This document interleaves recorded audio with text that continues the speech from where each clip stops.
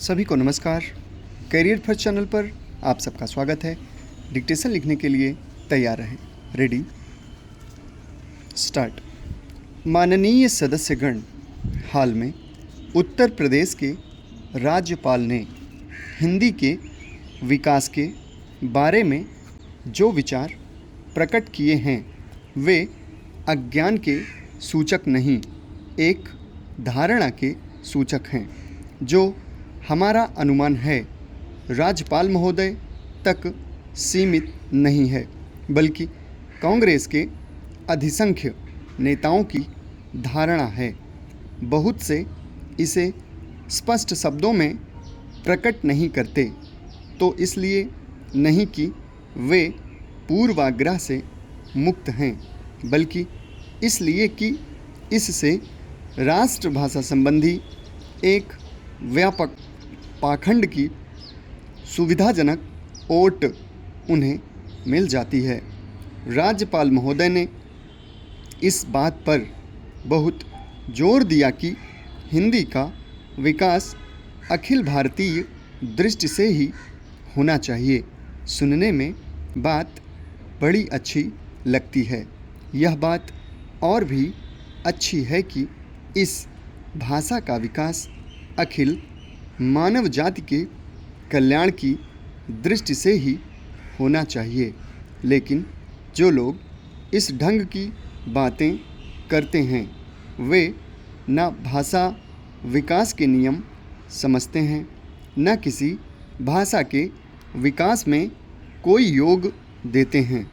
इस तरह के लोगों की कृपा केवल हिंदी पर होती है, क्योंकि हिंदी को संभाव्य राष्ट्रभाषा का नाम देकर इस विचार के सब लोग उस पर मनमानी लाद देना चाहते हैं और इसके स्वाभाविक विकास में रोड़ा अटकाते हैं। हम अखिल भारतीय दृष्टि से विरोधी नहीं हैं, बल्कि हमने सदा प्रादेशिक, सांप्रदायिक या किसी तरह की भाषा भी संकुचित मनोवृत्ति के विरुद्ध राष्ट्रीय दृष्टि और चिंतन का समर्थन किया है।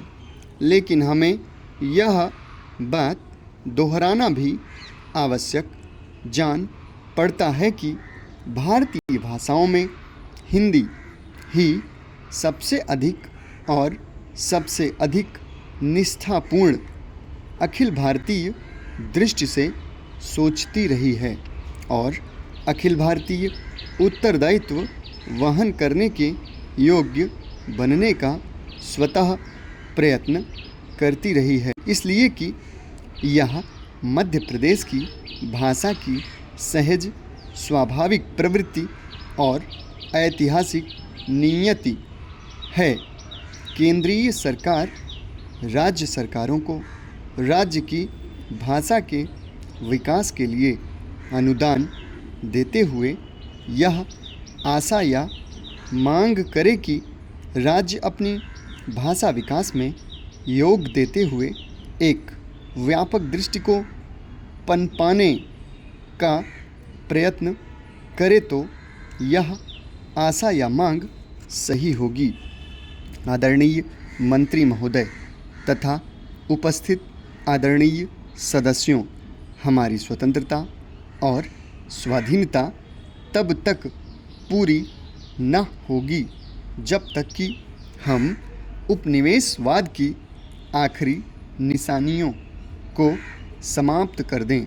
हाल ही में जो घटनाएं घटी हैं उनसे नई विश्व व्यवस्था के कमज़ोर ढांचे पर एक और छाया पड़ी है। एक राज्य द्वारा दूसरे राज्य के अंदरूनी मामलों में हस्तक्षेप न करने और तमाम राज्यों की प्रभुसत्ता, प्रादेशिक अखंडता तथा राजनीतिक स्वाधीनता का समादर करने के सिद्धांत शांतिपूर्ण सहजीवन के लिए अत्यंत आवश्यक हैं और सबसे महत्वपूर्ण हैं।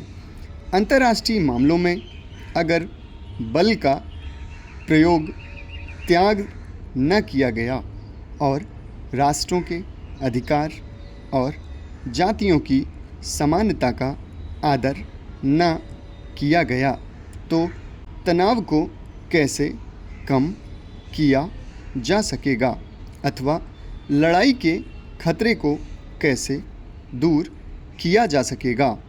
सारा विश्व बुरे चक्र में फंस गया है। इसके कारण राज्यों के बीच के संबंध नियमित करने का अच्छा अंतर्राष्ट्रीय तंत्र भी धीरे धीरे शिथिल पड़ता जा रहा है और अंततः समाप्त हो जाने का खतरा है। समाप्त। धन्यवाद।